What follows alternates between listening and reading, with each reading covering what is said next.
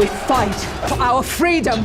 Find their savior. It's my queen. Welcome to Screen Recaps, and today we are going to recapping the movie Boudica, Queen of War. In the year 60 AD, the Roman Empire has conquered most of Europe, except for Britannia, which remains defiant.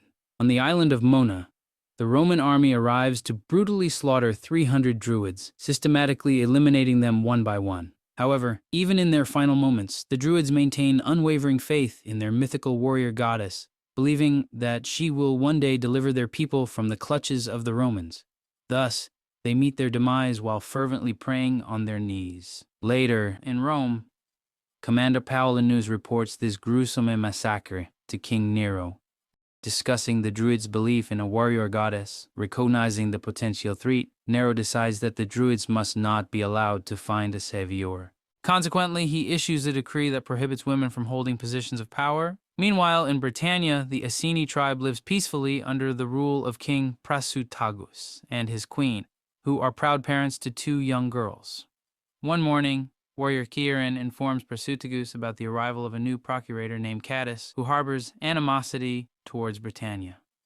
While the men engage in political discussions, the queen takes her daughters to language classes and a cosmetic session.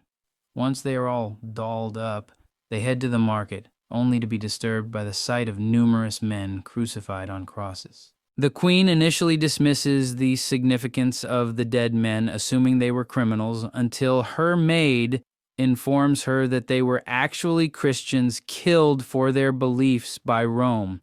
Despite this knowledge, the queen remains undeterred and takes the girls to the market, where they encounter Trinovante warriors. Upon seeing the queen, Cardamonda kneels before her and calls her Boudica, the warrior goddess, prompting the other warriors to do the same. However, a stall owner protests and attempts to grab the queen, resulting in his hand being cut off and his subsequent decapitation. The group flees before the Roman guards arrive. Later, Prasutagus negotiates with the centurions to prove his wife's innocence, resulting in her being banned from the market for a year. The queen then asks why the Trinovante warriors saw her as their goddess. Prasutagus speculates that the queen's barbarian heritage is the reason for her behavior. Despite lacking proper training, the queen engages in playful sword fights with the girls in the afternoon.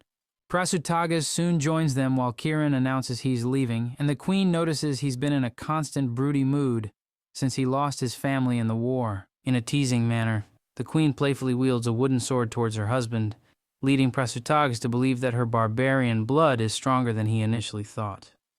Accepting that the queen cannot escape her origins, Prasutagus decides to gift her the Boudica sword, a magical weapon protected by the Druids for centuries. The sword's color changes with the flickering of fire. The following day, Procurator Catus pays a visit to the Iceni tribe, forcing Prasutagus to show respect by kissing his ring.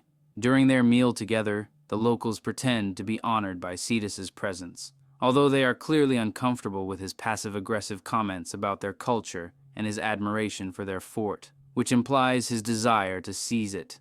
Prasutagus, aware of the potential consequences, instructs his men to behave well, as Cetus has the power to destroy the village over even the smallest mistake. He asks Kieran to gather a group of bandits and undesirables to send them to Catus as tribute, subtly indicating the dangerous nature of the lands and hoping to dissuade him from settling there. Kieran, though loyal to his king, is not in favor of this plan. Sometime later, Prasutagus leads his men to capture the bandits for tribute. However, upon their return, Chiaran delivers devastating news to the queen. During the battle with the bandits, they were unexpectedly ambushed, resulting in Prasutagus losing his life.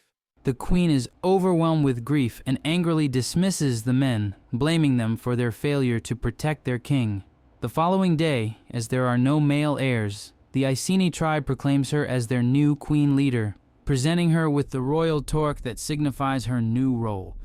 Kieran's expression reveals his discontent with this decision. Suddenly, the ceremony is disrupted by Catus and his men, who inform them that the Roman Empire does not recognize women in positions of power.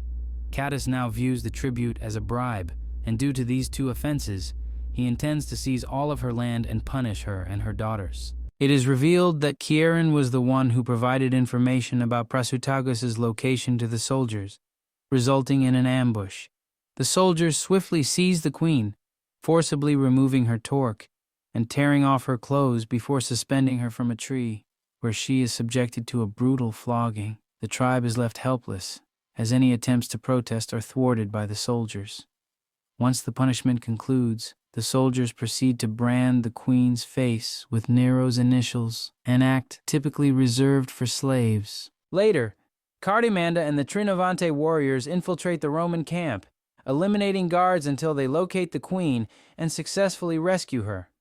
Crossing the river undetected, they transport her to the Trinavante tribe, where her wounds are tended to. During her recovery, the queen experiences a fever and persistently inquires about her daughters. Cardamanda is compelled to inform her that the Trinavante tribe now considers them as their own children. Initially resistant, the queen eventually witnesses her daughters entering the tent, leading to a heartwarming reunion. Additionally, Cardamanda presents her with a set of false teeth that she had acquired from a centurion, recognizing the importance of a warrior's ability to bite. After recovering from her illness, the queen emerges from her tent and is surprised to find her daughters being trained as warriors. She kindly asks the warriors to take a break so that they can spend some quality time together.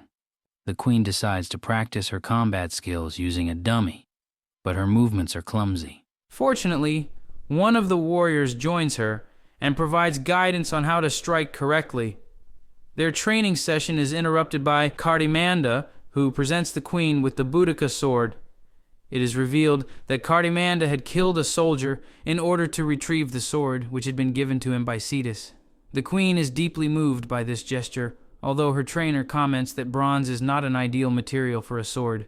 Just then, Wulfgar and his tribe arrive to meet the queen. Wulfgar, unimpressed by her lack of experience and proper armor, asserts that he should be the one leading the fight.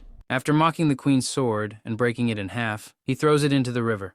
The queen jumps in to retrieve it, causing concern among the warriors due to the strong currents.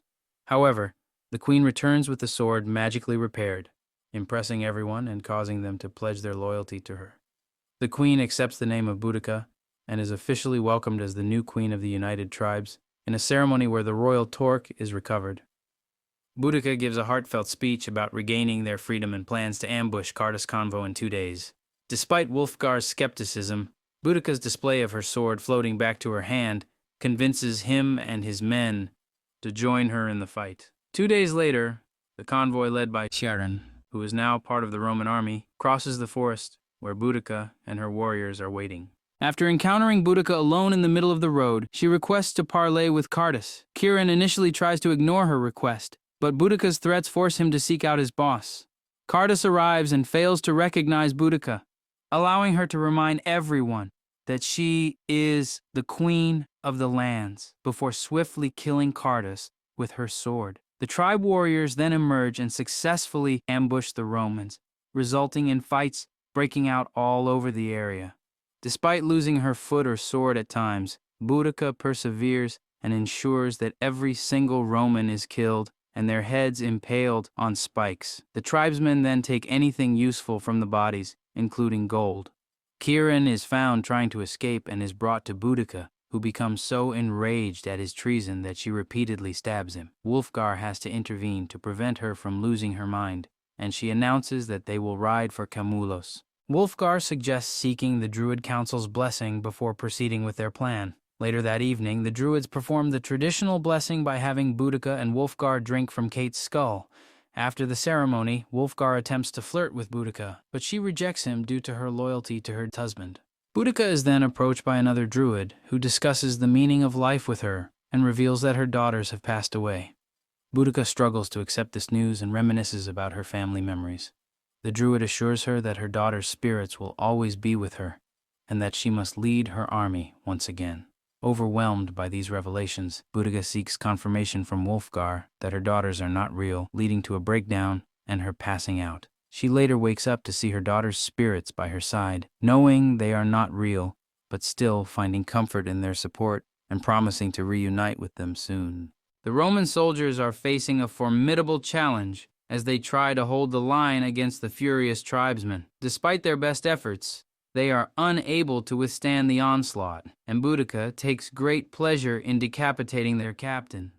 Meanwhile, in Rome, the city is in chaos as riots break out and buildings are set ablaze. The people are discontented with the high cost of war and are demanding a victory. Paulinus, in an attempt to rescue Nero, discovers that the king is not a warrior, but a musician. Feeling abandoned by Rome, Nero decides to take matters into his own hands and self-destructs. Paulinus is devastated by the loss of his king, but he vows to bring the victory that Rome desperately needs. He gathers his troops and announces that they will set sail in the morning. News of Nero's death and Paulinus's upcoming expedition reaches Britannia, causing concern among the tribesmen. They realize that the king's army is more powerful than their average guards. Wulfgar, in a conversation with Boudica, advises that they should take the time to recuperate and prepare for the upcoming winter. Engaging in battle now would only lead to their demise. Instead, he suggests returning in the spring with reinforcements from the north. However, Boudica refuses to send her men home, determined to see their mission through to the end. Despite the disagreement between Boudica and Wulfgar, they are unable to find a resolution. As a result, Wulfgar decides to leave with his men, leaving Boudica with only the Trinavante tribe. The following morning, Boudica and her tribe prepare for battle as they learn that Paulina is on his way to Watling Street to meet her. Boudica is filled with eagerness and delivers an inspiring speech to her tribe, promising to regain their freedom. The tribesmen charge towards the road, ready to attack. However, to their surprise, the soldiers step aside, allowing them to pass. Unbeknownst to Boudica, Paulina has strategically planned an ambush, positioning numerous archers who swiftly open fire, killing many of the tribesmen. In a desperate attempt to protect herself, Boudica orders her carriage to be turned on its side, but it proves futile. Despite the dire situation, Boudica tries to seek help from her daughters, only to be told that her time has come and she must join her family. Refusing to die as a coward, Boudica decides to fight until the end, with the support of Cartimanda. At that moment, they hear screaming from the forest and discover that Wulfgar has come back with his men to help, surprising the Roman soldiers from behind and using their own crossbow to fight. Romans start falling all over the place, but their numbers are still greater. So soon, both Wulfgar and Cartimanda fall in battle. Boudica suffers from seeing these deaths and furiously kills as many Romans as she can. But her daughters remind her it's time to reunite with her family. While she's distracted by their spirits, Boudica is hit by an arrow, and the Romans take the chance to surround her, killing her with multiple stabs. As she dies, Boudica thinks of her family, and her soul reunites with them in the afterlife. At the present time, there's a statue of Boudica and her daughters in London. I thought I was